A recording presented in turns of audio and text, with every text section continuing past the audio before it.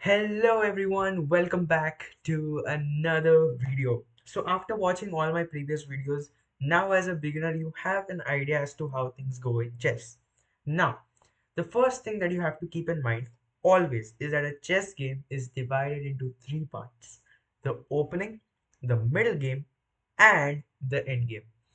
Now, in this video, we are going to look at how openings go in general and also learn one new opening today. So yes, guys, today is the day you're going to start off your journey towards learning various openings.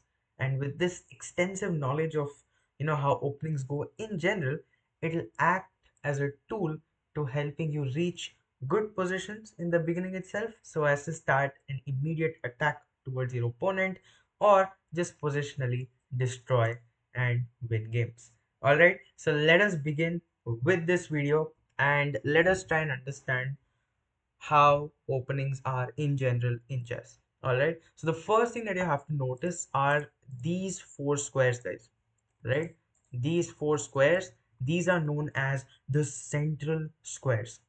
All right, now what you want to do is try and capture them in the first few moves. Now if you look at the evaluation bar over here, you can see that white has a 0.33 advantage, and the reason for that is that white gets to start off the game by capturing the center. All right, so white gets to either capture this way or this way. Right, you can play e4, d4, anything is fine. E4 is something that is very common out there. So let us say white plays e4. Black also has the same idea here, that is to develop. So first thing, whenever you open your game, you can either open this way, you have an option to open this way. Somehow there should be control of the center. Even this is controlling the center. c5 controls the d4 square. All right, because if I play d4, you just capture, and after I take with the queen, you attack the queen like this, and then that's how the game goes. Right. So basically you look at the center in the first few moves. Even as white, you can start the game off with knight to f3, looking at the square. So essentially what you're doing is contributing towards looking at squares in the center. All right, so now you have an idea, one idea. Okay, you have to know more. Whenever there are openings that are like any opening that you see, all right, it involves development of pieces on the board and bringing your king to safety in general. Okay, so for instance, let us say I play e4, black responds with e5, I play knight to f3 attacking this, but the only reason is not only to attack, because if I wanted to attack the pawn, I could have attacked this way as well, but I attack the pawn by playing knight to f3.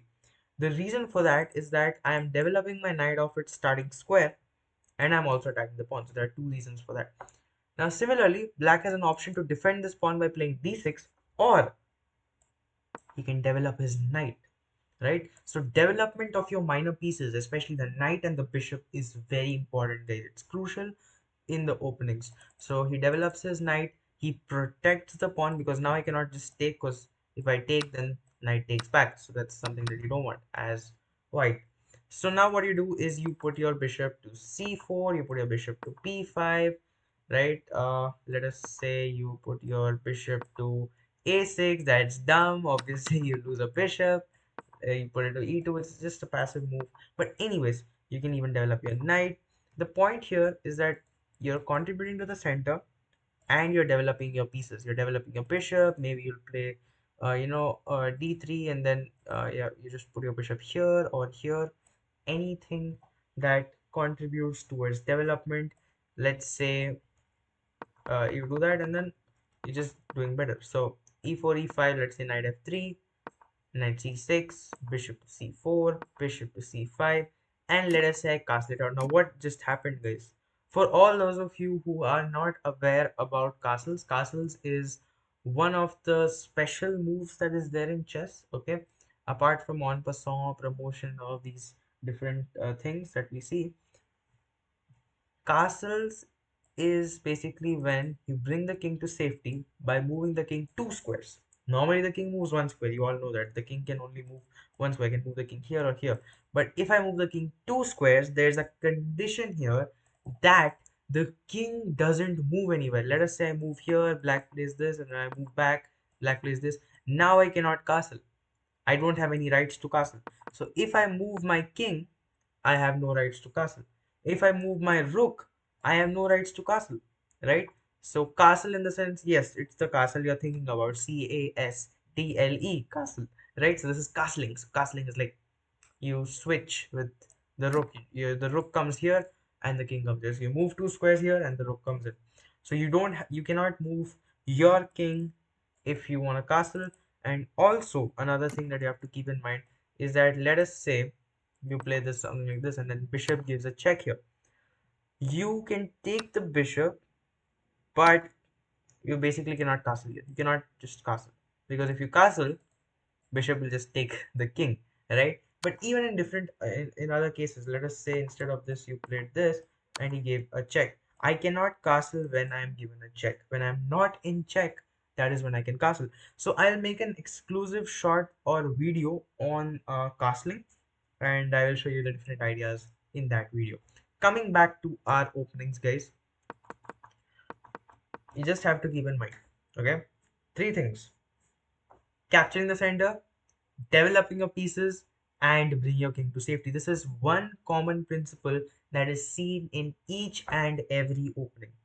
All right, any opening that you name it, you're gonna see the same idea. For people who are wondering what about grob opening, it's not the best opening, guys. It gives black a clear advantage here. Well, the reason is that black first of all gets to play d5, capture the center, and he also attacks this. So if you play h3, then let us say black plays e6 or e5 is better. Now with 2 pawns in the center, black is controlling 4 squares on your side of the board, right? So if you look at the opening board, if we go back, board is having 8 files here, 8 ranks, right? So what you want to do here is basically try and keep your pieces towards the enemy's side, right? So you develop your pieces and now you're looking at these squares, but in the future, if you get certain pushes like these, you're basically controlling squares on your opponent's side, and that gives you an advantage here, right? So all you want to do at the end of the day is gain a good advantage by capturing the center, developing your pieces, bring your king to safety, and then launching an attack in an accurate way. Obviously, you cannot expect to be accurate all the time, but you can try your best to basically uh, get a good position and win the game. All right, so let us quickly go ahead and look at the first opening, right? So as a beginner, you are not aware of any openings. You just know how the pieces move. You know what's a check, what's a checkmate. We have looked at it in the last video. If you have not, check that out, guys.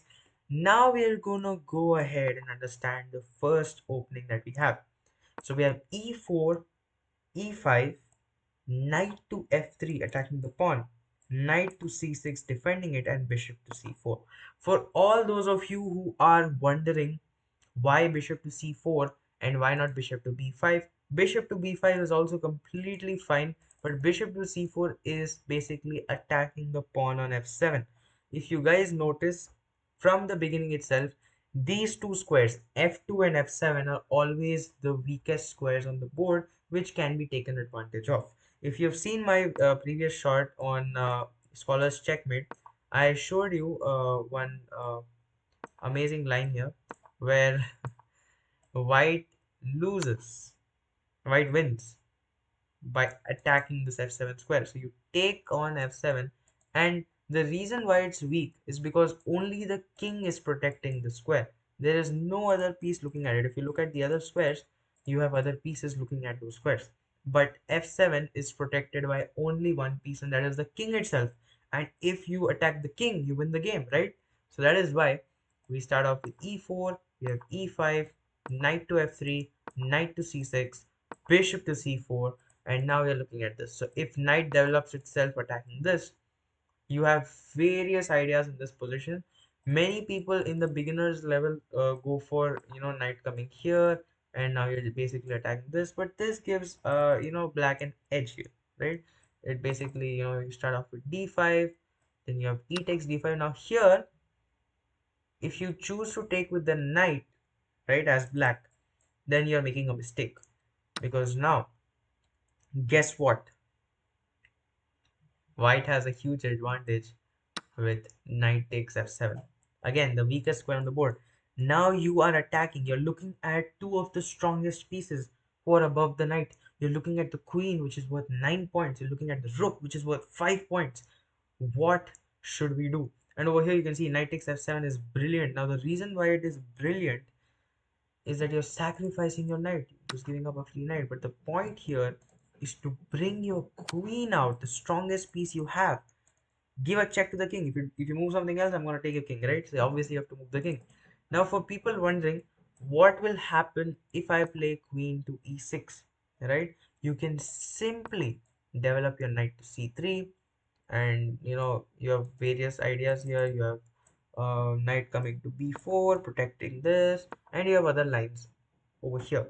But the point is, if black doesn't see this, and let us say it goes back here, then it is mate in few moves with first of all bishop taking here. And if the bishop protects, then we still checkmate the king, because now the king is in check. There is no way to block the check, and there is no way to capture the bishop, and there is no way for the king to move. So all in all, guys, after all of this, let's just go back. Fresh board, right? Fresh concept learned today. All right, new opening for white. है.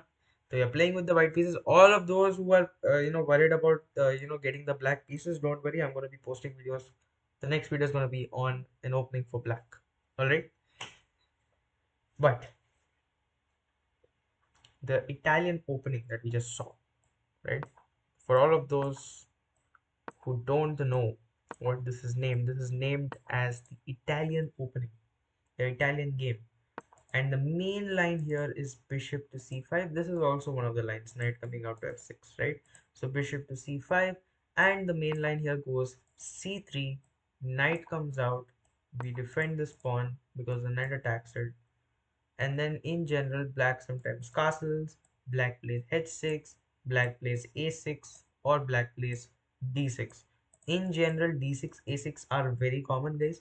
And apart from this, if I take a a6 for instance, the idea of a6 is basically to play knight a5, basically attacking the bishop. So bishop immediately has to go back over here in general.